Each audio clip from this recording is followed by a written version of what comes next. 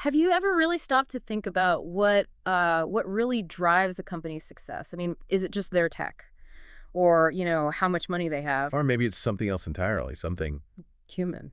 Exactly, because what we're seeing, what our sources suggest, is that sometimes behind the biggest breakthroughs, there are these, well, specific people who are just so critical, they become the actual The core. heart of the operation in a way. Yeah. So today we're going to do a deep dive into managing talent. We're focusing specifically on these core competence.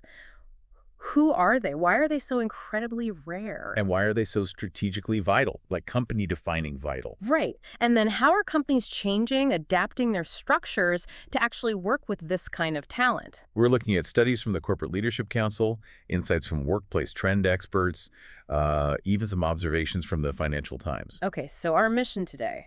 Let's unpack who these people are, how few there really are, why they matter so much, and these new ways companies are getting talent on board. Okay, let's unpack this. Oh. So, first things first. Let's nail down this term. Core competent. What are we actually talking about here? Well, it's not just someone who's, good or even great. Right. These are the people with the truly unique skills. Maybe it's proprietary knowledge. Maybe it's an insight nobody else has. It's the stuff that makes a product or service really stand out. The kind of thing that gives a company its edge in a tough market. Exactly. It's that secret sauce, like you said earlier, the stuff that's really, really hard to copy. And importantly, you mentioned this before, it's not always the CEO or the top executives, is it? No, not at all. That's a key point. It's less about the title on the business card and more about the intellectual property they hold or the specific expertise they bring. Expertise that's maybe difficult to find anywhere else. Precisely. Yeah. It's so specialized, so hard to replace, that it becomes, honestly, a critical asset for the company. Their value isn't about hierarchy. It's about their unique contribution. Okay, and here's where it gets really interesting and maybe a little alarming. Mm-hmm. The scarcity. You'd think this kind of talent would be, well, more common, but the data shows something else entirely. Oh, it's stark. Really stark. The Corporate Leadership Council study, for instance, it just lays it bare. Give us an example. Okay, picture this. A big computer company. 16,000 employees. Right.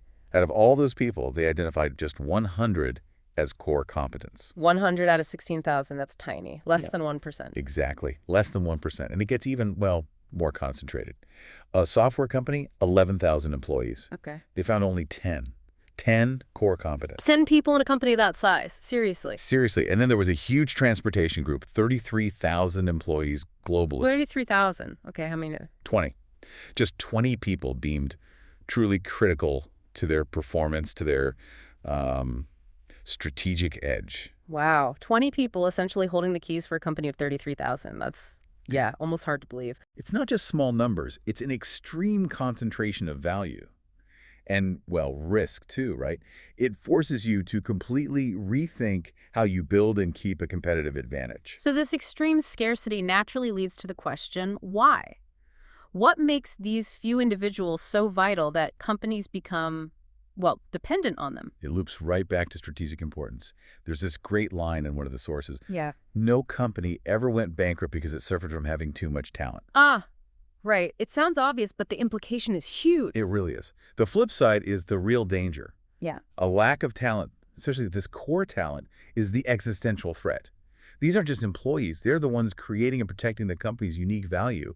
They're the architects. That makes sense. But doesn't focusing so intensely on these, few core people risk making everyone else feel less valued? How do you avoid that? That's a really important point. It's a delicate balance. The idea isn't that others aren't valuable. Of course they are. It's about recognizing where that unique, hard-to-replace strategic value lies. But you're right about the risk.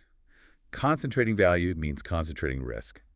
What if one leaves? It highlights a real talent gap that exists. Is there data on that gap? Yeah, there is. One study showed only 7% of managers strongly agree their company has enough talented managers for its best opportunities. Only 7%. So 93% feel they don't have enough talent. Basically, yes. That's huge. It means missed chances, slow innovation, getting beaten by competitors who do have that talent. And the people at the top, the executives, they see this, right? Oh, absolutely. The numbers are striking. 75% of executives worldwide rank human performance ahead of productivity and even technology in strategic importance. Ahead of tech. That's saying something. It is. And it's not new. Way back in 2010, so, quite a while ago now, 80% of executives were already saying that finding and keeping talent would be the #1 success factor. They saw it coming. They did. It's fascinating, isn't it? That foresight and how it's just become more critical over time. It tells you these core competence aren't just resources, they're individuals with choices. And they'll only stay if they get what they want. Exactly. And it's not just about the money anymore, is it? The sources suggest it's more about autonomy, challenging projects, getting to master their skills, feeling recognized. Maybe even connecting with the company's purpose. Yes, that too. Meaning and impact are huge drivers for this group. Okay, so if these people are so rare, so vital, and looking for things beyond just a traditional job, then the old model of lifetime employment feels kind of outdated for them, doesn't it? It really does. It's often not flexible enough. Right. So how are companies adapting? How do they get access to this talent, especially if it's more project-focused, without forcing them into a rigid structure they might reject? Right. And this is where we see the rise of what some experts call virtual organizations. Virtual organizations, tell me more. It's basically a shift in thinking. It's about assembling teams for specific projects, bringing in the exact talent needed, and then letting them move on. It's much more fluid. The filmmaking example you mentioned earlier really clicks here. It does, doesn't it? You have the writers, the director, the actors, the creatives, and the talent. They come together for one film. Mm-hmm. Pour everything into it. And then once it's done, poof, they disband, move on to the next project. It's a perfect picture of that virtual setup. And in that world, the permanent fixtures are often called, colloquially, the suits. Right, the business side. Exactly. The permanent folks whose job it is to find the projects, find the talent, bring them together, manage the process. They provide the continuity. And remember, suits is usually plural. It's the business team. And this isn't just Hollywood, right? Software development often works this way, too. Absolutely. You see teams of really skilled managers, coders, designers coming together for a specific app or a system update. They build it, launch it, maybe support it for a bit. And then they might move on to the next challenge. Maybe within the same company network, maybe somewhere else entirely. It's a portfolio career, in a way. So connecting this to the bigger picture, this virtual model seems like a win-win sometimes. It can be. For the company, you get incredible flexibility. You access top-tier, specialized talent exactly when you need it without the long-term overhead. You can scale up or down easily. Less fixed cost, more agility. Precisely. And for the individual, the core competent.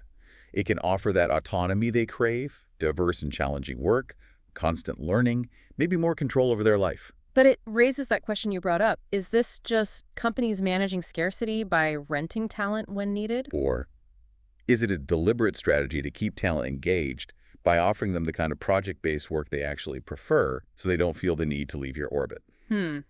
That's a subtle but important difference. How would a company know which one they're achieving? And surely there are downsides to this model. Absolutely. It's not all smooth sailing.